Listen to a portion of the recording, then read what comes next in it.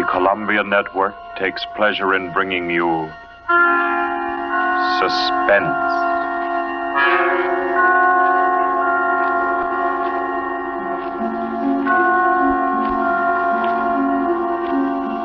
Suspense. Stories from the world's great literature of pure excitement. A new series frankly dedicated to your horrification and entertainment. Week by week, from the pick of new material, from the pages of best-selling novels, from the theater of Broadway and London, and the sound stages of Hollywood, will parade the most remarkable figures ever known. CBS gives you Suspense.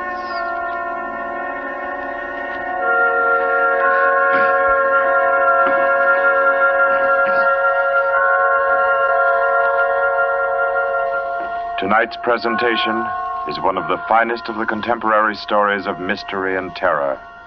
John Dickson Carr's famous novel, The Burning Court.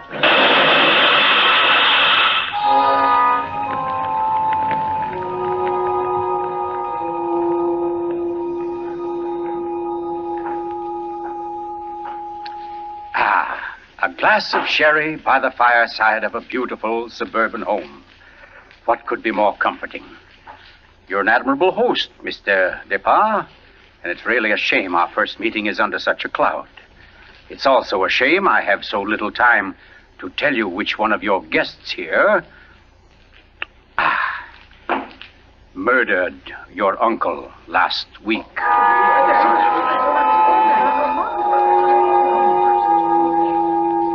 Now, let's see now. I believe we're all here.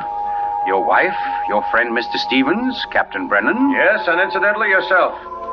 Just who did you say you were? Well, no wonder you've had so much difficulty with the case, Captain. My name is Cross, Godin Cross, the writer. As a matter of fact, it's because of my just completed book, Poisoning Throughout the Ages, that I happen to be here now. And Ted Stevens there happens to be a member of the firm which publishes my work. I'd never seen him until tonight, but I've been told what happened. This afternoon, he began reading my manuscript for the first time on the train. The commuter's train, which every afternoon deposits him safely and soundly here in Crispin. I imagine he was halfway home by the time he finished the first chapter. Then he turned a page. Attached to the following leaf was a picture. And looking at it, the young man stiffened suddenly and all but cried out his shock. It was a picture of a young woman, and under it had been printed, famous poisoner Marie Dobré, 1676. Ted Stevens was looking at a picture of his own wife.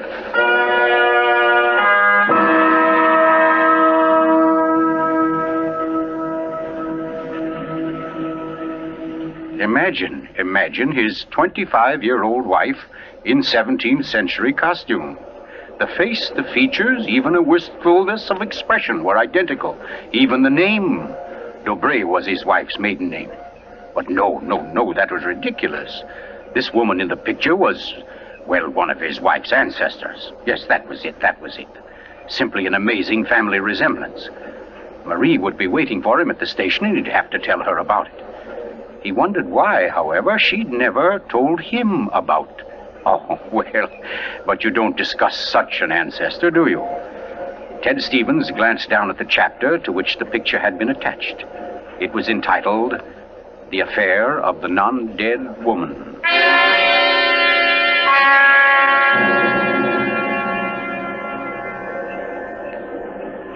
Hello, Ted. Stevens was almost jolted from his seat. It was Dr. Weldon, professor of English at the college, an old friend of his. Quickly, he thrust the picture beneath the manuscript and moved over. Hi, I didn't see you, Doc. Oh, here, have a seat. Oh, I thought maybe you were giving me the, what do they call it? The brush off? Oh, no, say, as a matter of fact, Doc, you're the one man I do want to see. Yeah? Very flattering. Remember those discussions we used to have about murders? Better than bridge anytime. Well, I got the idea that you'd made sort of a hobby out of the old cases, the historical ones. Well, I've studied quite a number of them, yes. Ever hear of a woman named Marie Dobré. Marie Debray? Marie Debray. Oh, yes. That was her maiden name, of course. One of the finest specialists in arsenic poisoning you could ever hope to find. Oh, we're almost at our station, Ted. Let's get to the door. Yes, a real charmer Marie was. Must have disposed of 100 husbands, lovers, suitors, and just plain friends before she was caught. What happened to her, Doc? She was beheaded and burned. Crispin!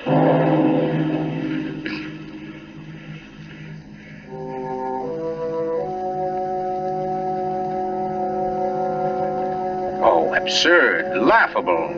Ted Stevens kept saying this to himself, and yet what he knew was a foolish dread followed him straight through the small suburban station and clung to him as he reached the street. And there in the roadster was Marie, leaning toward him a little to hold the door open and smiling at him. Oh, Ted, what on earth are you staring at? That streetlight shining on your hair. I like that. Oh, you're tight. Come on, get in the car.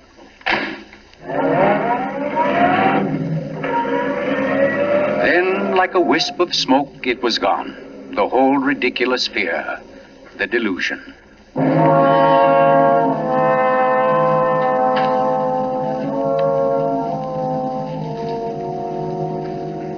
When at home, Marie brought the cocktails into the living room. The logs were burning brightly in the fireplace, throwing a soft, dancing glow upon a room that was darkening with dusk. To you, Marie. And to you, dear. As Stevens placed his glass down, he noticed the manuscript of my book. It was there on the table, right where he'd placed it when he first came in. Deliberately, he turned from it, and then turned back. The manuscript had been moved. Only an inch or so, but it had been moved. Keeping his back to his wife, he thumbed through that early chapter and discovered, just as he knew he would, that the photograph was gone. For a long moment, he thought of what to do. Then slowly, he turned around. This book by Cross I brought home. Yes? There was a story of a poisoner in it. Rather funny. Her name happens to be the same as yours. Oh, your maiden name, that is. Oh, that is odd, isn't it? Darling, was she a relative of yours? Why, Ted, you're serious. In a way, yes. Oh, I don't mean it's really important. It's just that, well, when you run across a person who's a dead ringer for your own wife and who lived 300 years ago and was a top-flight poisoner, well, you like to hear about it, that's all. What on earth are you talking about? Darling, be honest with me. Didn't you look at this manuscript when I was out of the room? No. You didn't take out a picture of a poisoner named Marie Dobré? I most certainly did not. Oh, Ted, what is this all about? What are you getting at? Oh, just this. Somebody took that picture out of that manuscript since I'd been home. Now, who's that? Well, I'll take a look. Afraid I don't feel like... Why, it's Mark Depard. Mark? Ted, wait a second. Yes? Ted, whatever it is he wants, promise you won't do it.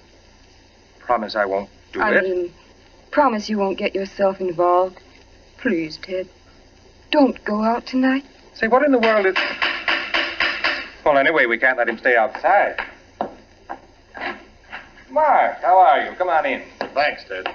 Just thinking about giving you a call later. Oh, let me have your hat. Oh, thanks.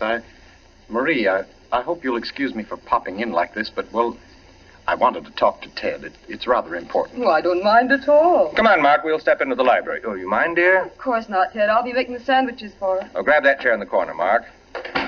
Well, let's hear it. What's the trouble? Ted, my Uncle Miles was murdered. Murdered? Oh, the talk hasn't reached you yet, but it's already started. Nothing definite, of course, just that there was something wrong about Uncle Miles' death. But I don't... Mark, are you sure of this? You know he was murdered? I don't know. Of course I don't. I just don't see how it could be any other way. Uncle Miles, you know, had been sick for quite a while, but last Saturday he seemed so much better that Miss Corbett, that was his nurse, decided to take the day off. And, oh, well, you know all this. You and Marie were over that afternoon. Anyway, Lucy and I went to the club that night, to that masquerade party, and we left the old boy completely alone. I've cursed myself 1,000 times since. But what about your housekeeper, Mrs., what's her name? Henderson. Wasn't she around? Oh, sure. In that little house out in back. We told her to look in now and then, but, well, that wasn't good enough. It was after midnight when Lucy and I got back. Uncle Miles was dying. Ted, it looked exactly like one of his regular attacks. But then later, after he was gone, I happened to glance under the chest of drawers in his room. There was a small silver cup under there, almost drained, and Uncle Miles' cat. The cat was still warm, but quite dead. Oh. I managed to get the cat out of the house and buried without anyone seeing me. Next day, I had the contents of the cup analyzed. It was poison? Yes. Arsenic. Well, what do you want me to do? Help me open the crypt. What? I want to have a private autopsy performed. Help me get Uncle Miles' body out of that vault. Oh, I know it's a tough job. The thing is sealed solid, but we can do it. You mean without the police knowing about it? Without anybody knowing about it. Mrs. Henderson's visiting her sister, and I managed to send Lucy over to the club. You must be crazy. You're playing with dynamite, Mark. This is something you've got to tell the police now. I can't take that chance. But they'll have to know sometime. You're only I've delaying got to know first, I tell you. You don't understand, Ted. There was somebody in Uncle Miles' room that night, handing him something in a silver cup. Mrs. Henderson was on the porch by the window. She saw her. She saw her? Ted, she thinks it was my wife. Oh, Lucy. It doesn't mean anything to Mrs. Henderson yet, because she doesn't suspect anything, but, well, Ted, you've got to see why I've got to be sure, why I've got to know how Uncle Miles died. Because it wasn't Lucy, Ted. I know it wasn't. Of course not, Mark. She had an alibi. Well, she was with you at the club, wasn't she? Yes. Except for half an hour. I see. You'll help me, won't you, Ted? When do we start? As soon as you can make it. Okay. Come on now. I'll get your hat. You trot on ahead, and I'll come over as soon as I can see Marie. You're not going to tell her about this. Of course not. I'll think of something. Don't you worry about it. No, thanks, Ted. Thanks a lot. Marie? I'm coming. Darling, Mark asked me to, I know, Ted. Here. You better take these sandwiches with you. You'll be hungry. But you knew I was going out? Yes, I knew. You listened to us? I couldn't help it, Ted. I had an idea what Mark's visit was about. The talk about his uncle's death. There's a lot of gossip about it in the village. That's why I tried to tell you. Why I didn't want you to get mixed up in it.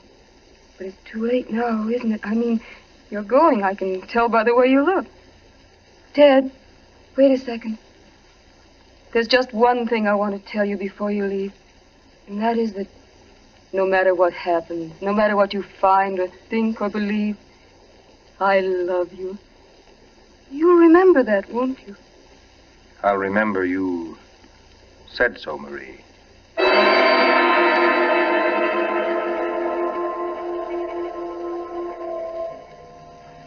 By the light of a dim kerosene lantern, Mark and Chet Stevens pounded their way through the thick shelf of rock that covered the Depar's ancestral tomb, pried open the great slab of stone which lay across the subterranean door, and then at last descended to the dank, ink-black chamber. They found the coffin. They dragged it from its crypt and placed it on the cold stone floor. They unclamped the lid and opened it. Mark! It's empty. What? That's impossible. It can't be. But it is, Mark. You know what this means? That body wasn't in this coffin when it was placed here. I'll swear it was, Ted. From the time that coffin was closed on Uncle Miles, somebody, the undertaker or Lucy or me, somebody was with it until it was buried. And the crypt was sealed right after. Then somebody beat us to it. Somebody's broken in here ahead of us. Broken in? Listen, Ted. Lucy and I have hardly left the house since the funeral. Do you think anybody could break in here, smash through that stone and cement without our seeing them or without our hearing them? Well? What? Well, you might as well come on out then. What? Who was that? Me, Mr. Depard, up here. My name's Captain Brennan. I'm from the office of the Commissioner of Police. From the... Like to talk to you if you don't mind, Mr. Depard. Here, follow my flashlight up. But I don't understand. How How did you know about this? By listening, mainly. You mind if we go up to your house, Mr. Despard? Why, no. Not at all. Oh, thank you. Oh, Freddie. Look here, Captain. Freddie, this is Mr. Despard, Lieutenant Gray. Glad to know you, Mr. Despard. And Mr. Ted Stevens, isn't it? Well, how did you know my name? Very simple. I got the names of everybody who was here at the Despards the day the old man died. You and your wife were included. Oh, here we are. But I don't... Captain, who gave you those names? Why, your housekeeper, of course. Mrs. Henderson? You didn't think Mrs. Henderson saw the dead cat, did you, Mr. Despard? But she did. She also saw you bury it. And we've been interested in the case ever since. Well, nice place you have here, Mr. Despard. Now, let's see. According to Mrs. Henderson, your wife was wearing some kind of a masquerade costume that night. What kind of a thing was it? Well, it was a... Oh, there, you can see it. It was copied from the dress in that old painting over there. Oh, yes. Funny, where's the woman's face? It's always been that way, long as I can remember. Somebody must have thrown acid on it or something. Can't blame them much. She was a poisoner. A poisoner? Yes. The story goes that one of my ancestors was responsible for her execution. Marie Dobray, her name was. Oh, yes, I've read about her. Learned all her poison tricks from one of her lovers, guy by the name of Godin St. Croix. Godin St. Oh, yes, Mr. Stevens. We cops read now and then. Did you say Godin St. Croix? That's French. We call it cross. Absolutely no limit to a cop's education, is there? But to get back to your wife, Mr. Despard, she was dressed like the famous Marie. Now, when Mrs. Henderson looked through that window... Just a minute, Captain. Mrs. Henderson can't prove she saw a thing, and you know it. What do you mean? I mean you haven't any right to insinuate that my wife was in that room. Well, who's insinuating? I'm trying to say that Mrs. Henderson, after thinking it over, realizes she was tricked by the costume. The woman she saw in the funny clothes, handing the cup of poison to your uncle, wasn't your wife at all. What? Because your wife is an unusually tall young woman. And the one Mrs. Henderson saw was fully half a head shorter. More on the order, let's say, of Mr. Stevens' wife. My wife? Captain, this is absolutely ridiculous. Well, I don't know. Why, what's the matter, Mr. Stevens? You're trembling like a leaf. Tell me now, just for fun, where was Mrs. Stevens that night? She was home. With me. The whole evening? Certainly. She retired early? Yes, we both did. You, I suppose, were sound asleep by midnight. Yes, I was. Then how do you know where your wife was? Well, Look here, Stevens. She had to have a costume that would match Mrs. Despard's. How did she manage that? Where did she get it? Well, she never had one. She never had a dress like that. And what about her motive? Why did she poison him? I don't know. Not for money, certainly. Then what was it? Hate? Did she hate Miles Despard? Yes, she did. No. Oh, I don't know. I don't know, I tell you. Brown, Yes, Freddie. I phoned and got hold of Mrs. Despard, the nurse, all right. That Mrs. Stevens, I couldn't reach her. Her phone won't answer. Okay, have her picked up. I'm going home. Stevens, come back here. I'm going to get my wife. Want me to stop him, Brennan? Now, go.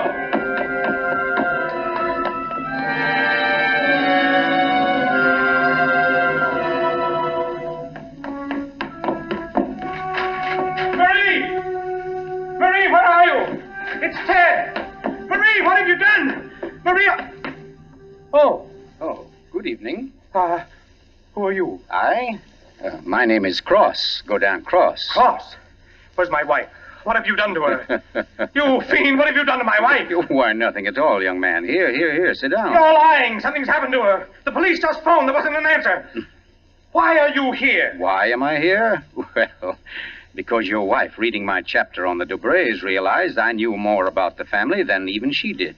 Because she found my phone number on the front cover of the manuscript.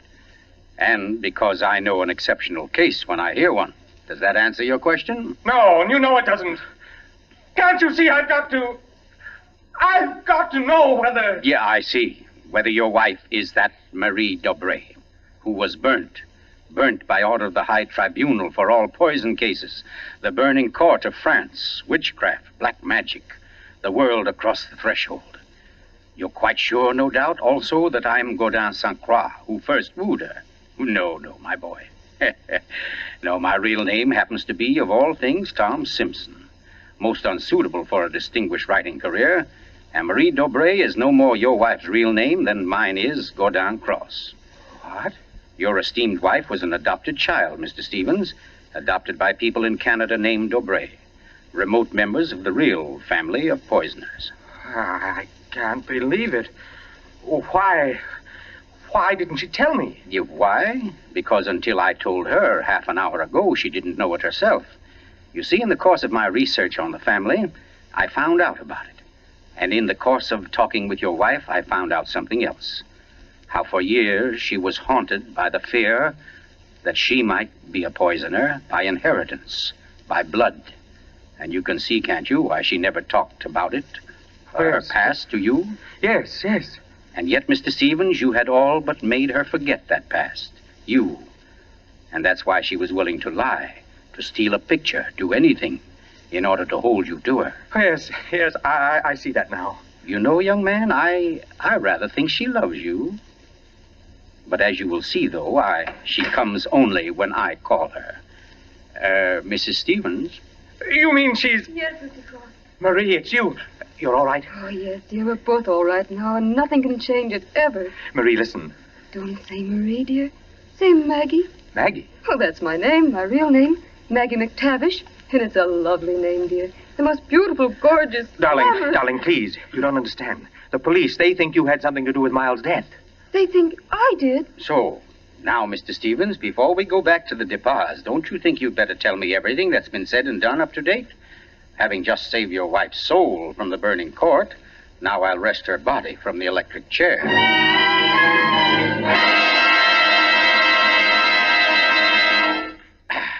Yes, Mr. Depas, truly excellent sherry. Don't you think so, Miss Corbett? Yes. Yes, it's very nice. Well, that, ladies and gentlemen, is how I happen to be here. So let us consider first that supernatural hocus-pocus in the crypt. That body that walked out of the sealed tomb. That body that never was in the tomb. Never was in the tomb? No, Mr. Depas. The murderer knew that very soon Mrs. Henderson's story would bring about an investigation. He had to get rid of the well-known corpus delicti. Yes, but who could have kept the body out of the tomb? Who, Mr. Depas? Why, you, sir. What? I don't understand. Well, it's very simple. You had the opportunity. I believe you said yourself you were alone with the body before the burial. And you had the strength. I dare say you carried it down to the furnace, where it's now probably nothing but ashes. Ridiculous. Why would he spend an hour smashing into a crypt for a body he knew wasn't there? Why, Captain? To impress Mr. Stevens, his witness. And also, apparently, you. Oh, that's perfectly fantastic. Fantastic? Oh, no, Lucy. Just comic.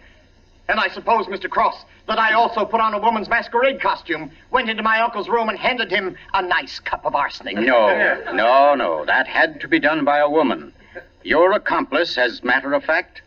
Oh, now, come. You mustn't all look at Mrs. Depas, because Mark Depas' one noble act was his frantic effort to prevent his wife from being charged with the crime.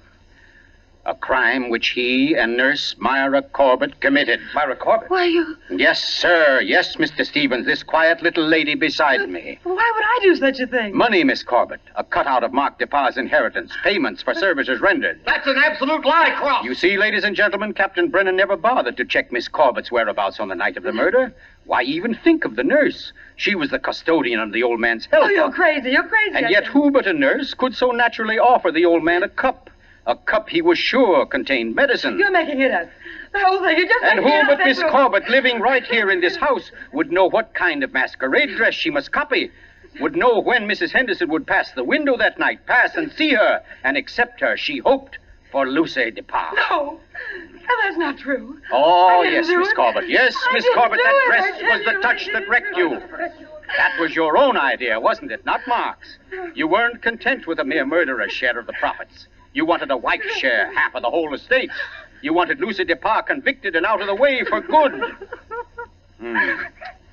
Well, I give you a toast, Miss Corbett, with Mr. Depas' excellent sherry, to a particularly ruthless poisoner. And yet, you know, on the whole, I'm rather partial to female poisoners. Why, only tonight I... Get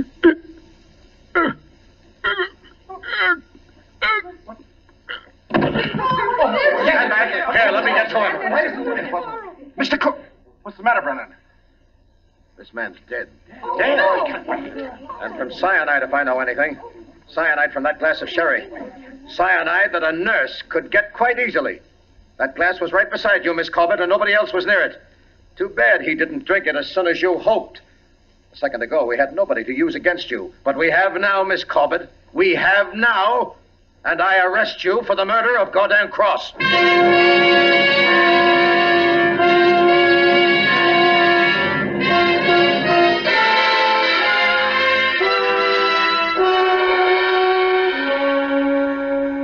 Close to 5 months ago that the prominent author was murdered, and tonight Myra Corbett pays with her life for that crime. The former nurse, at first protesting her innocence, in recent Yes, weeks has grown... I'm in here, dear. Oh. I thought you might... Oh, what did you cut it off for? Huh? What do you mean? The radio. Oh. Oh, yeah, well, I thought you wanted to talk. Oh, Ted, don't you think I know you better than that? What was on the radio? Well, there wasn't any... Okay. It was about Myra Corbett.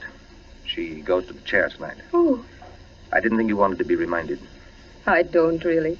But making such an effort to hide it only keeps it alive, doesn't it? All right, darling. Know what I came in to ask? If you wanted a cocktail before dinner? The largest one you've got. Fine. I'll get out the ice cube. I know. If I'll fix up the fire. Okay, Maria, a deal. Where are some papers to start it? Right there by the bookcase. And the name's not Marie. It's Maggie.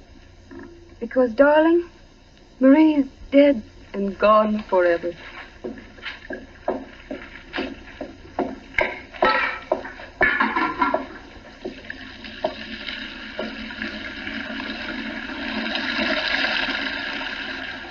Oh, no, Marie. We're never dead. Neither of us. It was your hand that touched that glass. I know that now. And I could return the favor. But instead, I shall ask that you dispatch your husband. This one, like all the others. Now, just a little bit of poison in the drink, Marie. Any kind of a drink. What kind, Ted? Hmm? What kind of a cocktail shall we have? Oh, any kind, darling. Any kind at all.